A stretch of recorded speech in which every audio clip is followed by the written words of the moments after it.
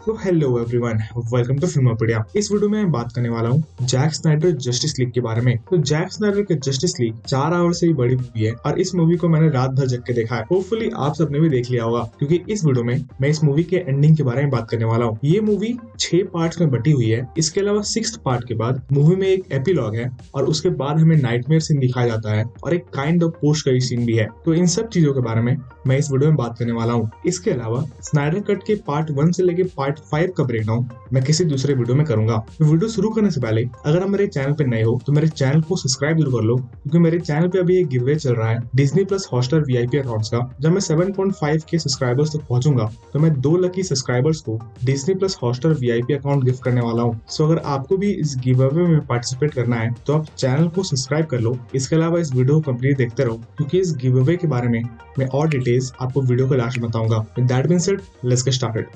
तो Snyder cut के part 6 का नाम है समथिंग डार्कर। इस पार्ट से पहले पार्ट 5 तक हमने देख लिया है कि सुपरमैन जिंदा हो गया है। इसके अलावा स्टेफन वुल्फ के पास तीनों मदर बॉक्सेस पहुंच गए हैं। तीसरे मदर बॉक्स से बचाते बचाते विक्टर के फादर मारे गए, पर मरते मरते विक्टर के फादर ने जस्टिस लीग के मेंबर्स को ये बता दिया कि उन्हें इन मदर बॉक्स को कैसे ढूंढना है और स्टेफन वुल्फ की लोकेशन कैसे पता लगानी है। इसके अलावा सुपरमैन दूसरी तरफ लुइस लेन के साथ अपने घर चला जाता है। तो चलिए अब बात करते हैं कि पार्ट 6 में क्या होता है इसके बारे में। तो पार्ट 6 में जस्टिस लीग के सारे मेंबर्स बैटमैन के सैटेलाइट्स का यूज करके स्टेफन वुल्फ की लोकेशन को ट्रैक करने की कोशिश करते हैं और इवेंचुअली उन्हें स्टेफन वुल्फ की लोकेशन मिल भी जाती है। सो जस्टिस लीग की टीम ये प्लान बनाती है कि मदर बॉक्सेस को और कोई नहीं बल्कि साइबोर्ग अलग करेगा, और साइबोर्ग के पास इतनी पावर नहीं है कि वो इन मदर बॉक्सेस को अलग कर सकता है। तो पावर जनरेट करने में बैरी उनकी हेल्प करने वाला था। दूसरी तरफ हम सुपरमैन को लुइस लेन और उसकी मदर से मिलते देखते हैं,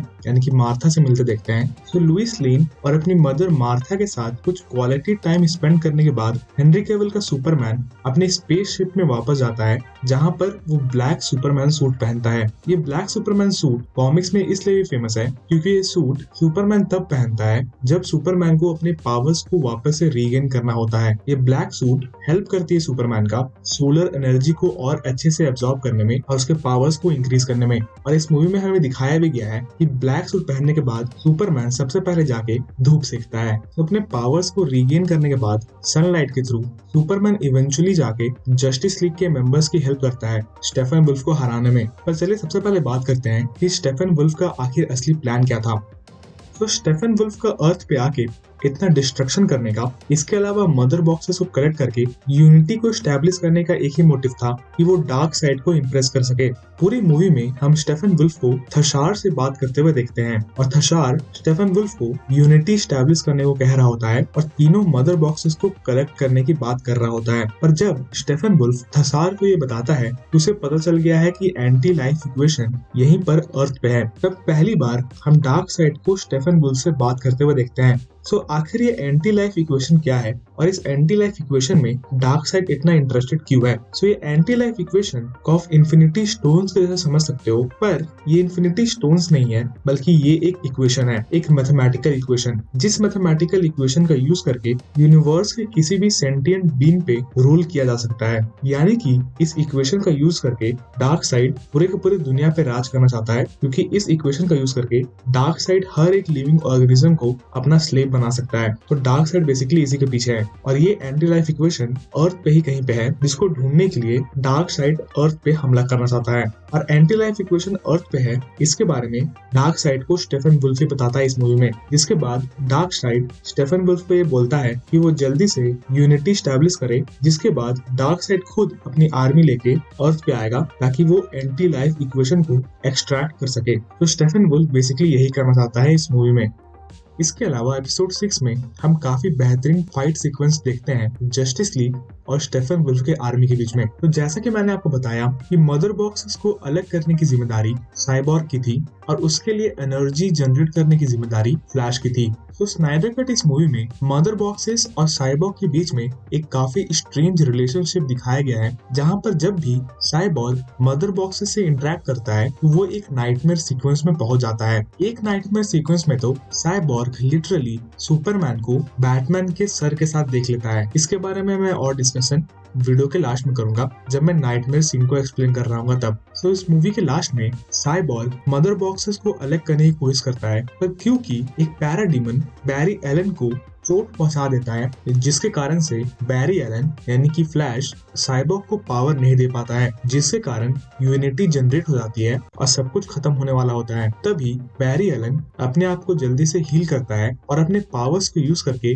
वो लिटरली टाइम को रिवर्स कर देता है। यहाँ पर शायद फ्लैश ने अपने पावर्स को यूज करके एक डिफरेंट रियलिटी बना दी, जिस रियलिटी में यूनिटी नहीं बनी हो। और ये एक थ्योरी है, ऐसा हो भी सकता है और नहीं भी, पर वो सीन काफी लिट था जब फ्लैश ने अपने पावर्स का यूज करके टाइम को रिवर्स किया। इसके बाद साइबॉर्ग को जाके पावर दी, जिसके बाद साइबॉर्ग मदर बॉक्सेस को एक दूसरे से अलग करने में कामयाब हो जाता है। इसी सब के दौरान हम देख रहे होते हैं कि सुपरमैन भी जस्टिस लीग के मेंबर्स को हेल्प करने के लिए आगे आ रहता है, जिसके बाद सुपरमैन, एक्वामैन और वंडर वुमन मिलके स्टेफन वुल्फ को बहुत ही बुरे तरीके से हराते हैं। इसके बाद मूवी के लास्ट में जस्टिस लीग का फेस ऑफ होता है डार्क साइड के साथ, जहाँ पे ये दोनों लड़ते तो नहीं है पर वो एक दूसरे को देखते जरूर हैं। और डार्क साइड ये देखने के बाद कि स्टेफन वुल्फ कितने बुरे तरीके से हारा है, अर्थ पे अटैक करने के लिए थशार और ग्रैनी गुडनेस को बोलता है, क्योंकि डार्क साइड को पता है कि एंटी लाइफ इक्वेशन अर्थ पे ही है, इसलिए डार्क साइड अब अर्थ पे अटैक करने वाला है ओल्ड फैशन वेज में अपने अर्माडा शिप्स को यूज करके। So dark side versus justice league तो शायद हमें कभी देखने को ना मिल जाता अगर जैक स्नाइडर जस्टिस लीग 2 बनाते, पर शायद हमें कभी dark side versus justice league ना देखने को मिले। मे भी मिल सकता है पर काफी फ्यूचर में, अभी तो उसकी कोई उम्मीद नहीं है। पर जस्टिस लीग ने काफी अच्छा अटेम्प्ट किया जस्टिस लीग 2 को एस्टैब्लिश करने के लिए। तो अगर जैक स्नाइडर को अपनी ट्रिलॉजी फिनिश करने का मौका देती वार्नर ब्रदर्स, तो ये ट्रिलॉजी काफी अच्छी हो सकती थी। इसका हिंट हमें नाइटमेयर सीक्वेंस में वापस से मिलता है। तो चलिए अब बात करते हैं नाइटमेयर सीक्वेंस के बारे में। आप इस नाइटमेयर सीक्वेंस को प्योर फैन सर्विस बोल सकते हो, क्योंकि बैटमैन भी सुपरमैन से हर एक व्यक्ति चाह रहा था कि उसे बेन एफ्लेक के बैटमैन और जेरेड लेटो के जोकर के बीच में एक कन्वर्सेशन मिले, और ये नाइटमेयर सीक्वेंस हमें बिल्कुल वही देता है। तो इस नाइटमेयर सीक्वेंस में हम देखते हैं कि Batman with Deathstroke, Cyborg, Flash, Mera और जोकर कहीं जा रहे होते हैं। इस नाइटमेयर सीक्वेंस में हमें ये पता है कि डार्क साइड की आर्मी ने अर्थ पे कब्जा कर लिया है, मदर बॉक्सेस एक होके यूनिटी बना चुकी है। इसके अलावा सुपरमैन डार्क साइड की तरफ हो गया है। इस नाइटमेयर सीक्वेंस को देखते हुए हमें ये पता चलता है कि एक्वामैन मर चुका है, वंडर वुमन मर चुकी है, हार्ली क्विन मर चुकी है और लुइस लेन मर चुकी है। और लुइस लेन के मरने के बाद ही सुपरमैन डार्क साइड की तरफ हुआ है। अब लुइस लेन को किसने मारा ये तो कंफर्म नहीं है, पर जोकर बैटमैन से बात करते हुए ये इम्प्लाई करता है कि उसने लुइस लेन को मरने दिया। अब लुइस लेन कैसे मरी, किसने मारा, ये तो हमें कभी पता नहीं चलेगा, क्योंकि इसके बारे में हमें सिर्फ जैक स्नाइडर बता सकते हैं। और अगर कभी जैक स्नाइडर ने जस्टिस लीग 2 बनाने की कोशिश की, तब शायद जाके हमें इसके बारे में पता चले। सो जैक स्नाइडर के जस्टिस लीग में हमें 2 नाइटमेयर सीक्वेंस दिखाए गए हैं। एक नाइटमेयर सीक्वेंस बैटमैन का है, तो दूसरा नाइटमेयर सीक्वेंस साइबॉर्ग का था। साइबॉर्ग के नाइटमेयर सीक्वेंस में हम देखते हैं कि वंडर वुमन मर चुकी है और उसका फ्यूनरल हो रहा है। इसके अलावा हम डार्क साइड को एक्वामैन को मारते हुए देखते हैं। इसके अलावा हम सुपरमैन को लुइस के जले हुए बॉडी के साथ देखते हैं, जहां पर हम देखते हैं कि डार्क साइड वहां पे सुपरमैन को अपने साथ रिक्रूट करने आया है। सो साइबॉर्ग का नाइटमेयर सीक्वेंस शायद बैटमैन के नाइटमेयर सीक्वेंस से पहले का है, पर साइबॉर्ग के नाइटमेयर सीक्वेंस में हम सुपरमैन को बैटमैन के हेड को कैरी करते हुए देखते हैं। इसका मतलब ये है कि शायद सुपरमैन बैटमैन को मार डालेगा इस यूनिवर्स में, शायद इसीलिए क्योंकि शायद सुपरमैन बैटमैन को किसी तरीके से जिम्मेदार समझता हो लुइस के डेथ के लिए। पर ये नाइटमेयर सीक्वेंस इतना सिंपल नहीं है जितना दिखता है, क्योंकि जब बैटमैन और जोकर बात कर रहे थे तो उनके कन्वर्सेशन में 2 सबसे इम्पोर्टेंट चीजें थी, रॉबिन और अल्टरनेट रियलिटीज। जोकर इन दोनों चीजों के बारे में बैटमैन से बात करता है। तो रॉबिन पे हम आएंगे,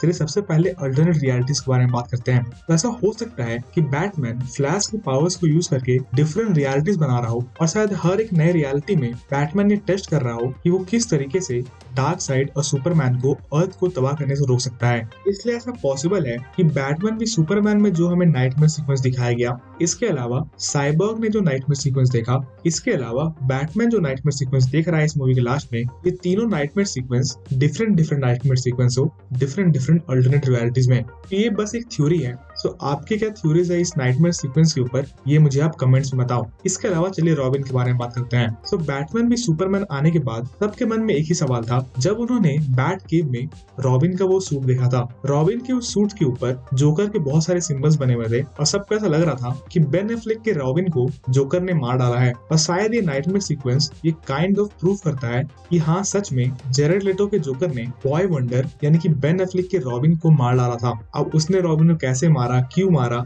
ये सब भी शायद हमें कभी देखने को ना मिले, क्योंकि जस्टिस लीग 2 बनने वाली ही नहीं है। पर अगर आपको जोकर और रॉबिन के इस स्टोरी लाइन में इंटरेस्ट है तो मैं आपको सजेस्ट करूंगा कि आप Batman under the red hood movie देखो। ये एक एनिमेटेड बैटमैन की मूवी है जिसमें इस टॉपिक के साथ डील किया गया है काफी अच्छे से। तो ये नाइटमेयर सीक्वेंस काफी अच्छा था, जहां पर हमें बैटमैन और जोकर के बीच में काफी इंटेंस और काफी थॉट प्रोवोकिंग कन्वर्सेशन देखने को मिला। इसके अलावा इस नाइटमेयर सीक्वेंस के अंत में सुपरमैन वहां पे आ जाता है और सुपरमैन काफी गुस्से में लग रहा था, इसलिए ऐसा हो सकता है वो सबको वहां पे मार डाले। इसके अलावा ये नाइटमेयर सीक्वेंस जब खत्म होता है तब हम देखते हैं कि ब्रूस वेन सपना देख रहा था, या फिर आप बोलो कि नाइटमेयर देख रहा था। इसके बाद जब वो अपने घर से बाहर जाता है तब उसे घर के बाहर और कोई नहीं बल्कि मार्शियन मैनहंटर आता है। अब मार्शियन मैनहंटर को जैक स्नाइडर के जस्टिस लीग में क्यों इंक्लूड किया गया ये मुझे समझ नहीं आ रहा है। मतलब अगर उसको इंक्लूड नहीं भी करते तो मूवी कंप्लीट सेंस बनाती जरूर, और अगर करना ही था इंक्लूड तो शायद मार्शियन मैनहंटर को लास्ट फाइट सीन में अगर इंक्लूड करते तो और बेटर होता। बाकी आपको क्या लगता है मार्शियन मैनहंटर के सीन के बारे में, ये मुझे आप कमेंट्स में बताएं। अब मार्शियन मैनहंटर को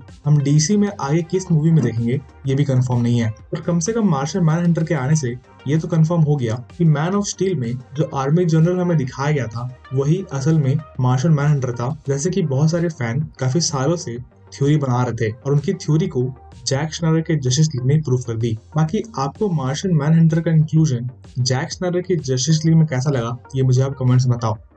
तो इस वीडियो के लिए इतना ही। मैंने इस वीडियो में most of the justice league के एंड पार्ट को डिस्कस कर लिया है। मैंने सिर्फ लेक्स लूथर और डेथस्ट्रोक के पोस्ट क्रेडिट सीन को छोड़ा है कि इस सीन के बारे में बात करने से कोई फायदा ही नहीं है, क्योंकि ये सीन बैटमैन और डेथस्ट्रोक की मूवी को सेटअप कर रही है। पर हमें पता है कि बेन एफ्लेक का बैटमैन वापस नहीं आने वाला है ये मूवी बनाने के लिए, तो इसके बारे में बात करने कोई फायदा नहीं है। इसके अलावा हमें जस्टिस लीग के लास्ट में हर एक जस्टिस लीग के मेंबर से रिलेटेड कुछ सीन्स मिलते हैं जो उनकी फ्यूचर के मूवीज को सेटअप करना चाह रहे थे। हमें फ्लैश के साथ एक सीन मिलता है, हमें सुपरमैन के साथ एक सीन मिलता है। इसके अलावा हमें वंडर वुमन और एक्वामैन के साथ भी एक एक सीन मिलता है जो कि इनकी मूवीज को सेटअप कर रहे थे। बाकी उन सीन्स में कुछ एक्सप्लेन करने लायक नहीं है। बाकी इस वीडियो के लिए इतना ही। अगर आपको ये वीडियो पसंद आई तो वीडियो को लाइक करना ना भूले और चैनल को सब्सक्राइब जरूर कर ले, क्योंकि मैं 7.5 के सब्सक्राइबर्स पहुंचने पे 2 Disney plus Hotstar VIP accounts give away करने वाला हूं। अगर आपको भी इस गिव अवे में पार्टिसिपेट करना है तो आप सिंपली इस वीडियो को लाइक करें, चैनल को सब्सक्राइब करें। इसके अलावा कमेंट में मुझे ये लिख के बताएं कि आपको स्नाइडर कट में सबसे अच्छी चीज क्या लगी या सबसे खराब चीज क्या लगी। इसके अलावा अगर आप चाहो तो मुझे इंस्टाग्राम पे @filmopedia72 पे फॉलो कर सकते हो, लिंक डिस्क्रिप्शन में है। And as always thanks for watching.